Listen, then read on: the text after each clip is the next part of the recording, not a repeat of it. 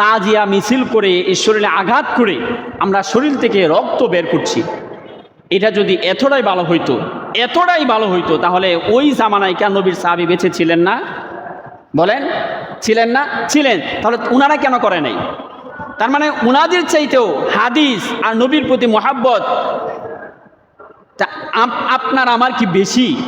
এখন কি বেশি মনে হয়? এটা যদি মনে হয় তাদের চাইতেও বেশি আমরা করতেছি, ঠিক আছে, তাহলে আপনি করেন, সমস্যা নাই। কিন্তু নবী আলাইহিস সালাতু ওয়াস সালাম হাদিসের মধ্যে বলছেন, লাইসা মিন্না মান দারাবাল হুদুদা ওয়া শাক্কাল জুয়ুবা ওয়া দাআ বিদাওয়াল জাহিলিয়া।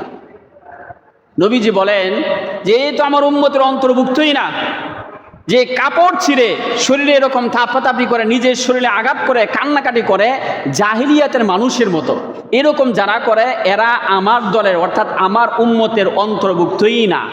তো আমি আপনি তাজিয়া মিছিলে যায় যদি নিজের শরীরে আঘাত করি আর নিজের শরীর থেকে রক্ত বের করি, তাহলে আপনি একবার চিন্তা করেন, আপনি কি নবীর উম্মত নাকি উম্মত থেকে আগে আল্লাহর হাবিব বাদ করে দিছে? নবীজির উম্মত থেকে আগে আল্লাহ নবী কি করছেন? বাদ করে দিছেন। তাহলে আমি আপনি তাজিয়া মিছিলটা কেন করতেছি? নবীর সাহাবীদেরকে কি হত্যা করা হয় নাই? সাইয়েদানা আলী রাদিয়াল্লাহু তাআলা আনহুকে কি হত্যা করা হয় নাই? নবীর সাহাবী উসমান গনিকে হত্যা করা হয় নাই?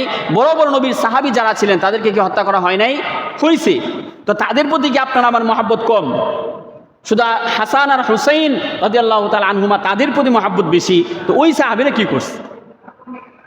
তাহলে আপনার আমার আজীবন যদি আমরা এরকম করতে থাকি তাহলে আজীবন তাজিয়া মিছিল করতে হইব।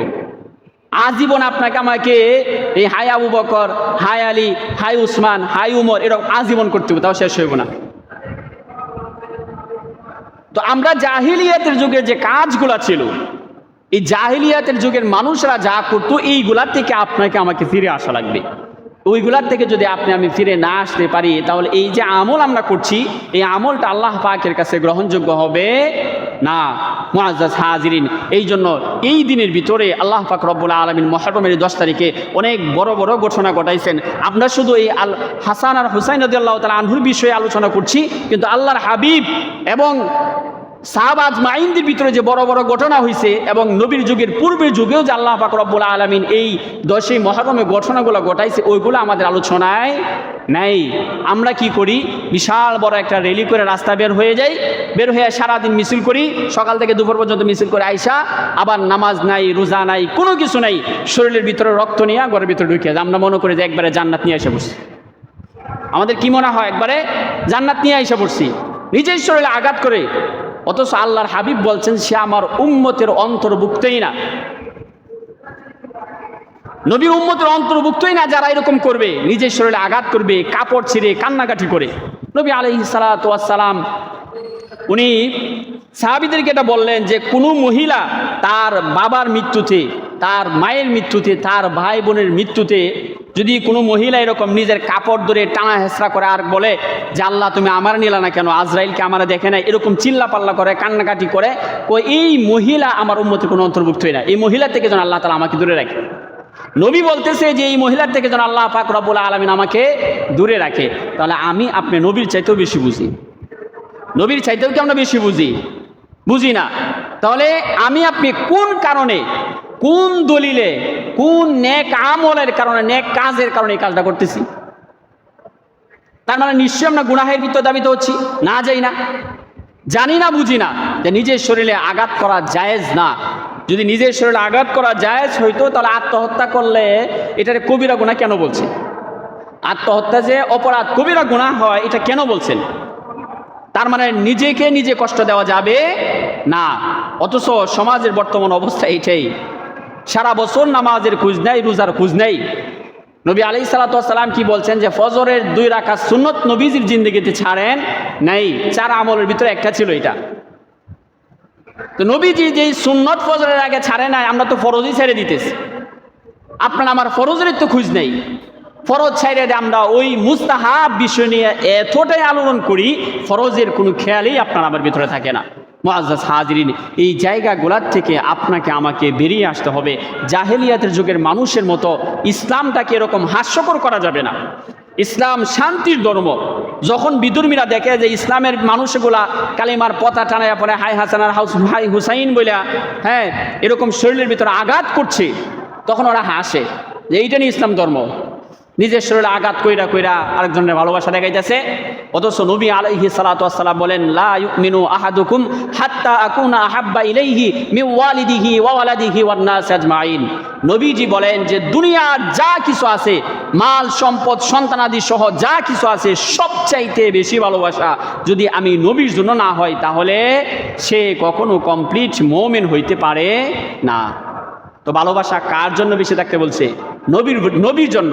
তো নবী আলাইহিস সালাতু ওয়াস সালামকে সাহাবীরা কষ্ট দেয় নাই? বলেন, কষ্ট দেয় নাই? নবীজির হায়াতের জিন্দেগিতে এক ওয়াক্ত নামাজ না পড়লেও সমস্যা ছিল না। তো নবীজির হায়াতের জিন্দেগিতে তো নামাজ কাজা হয় নাই।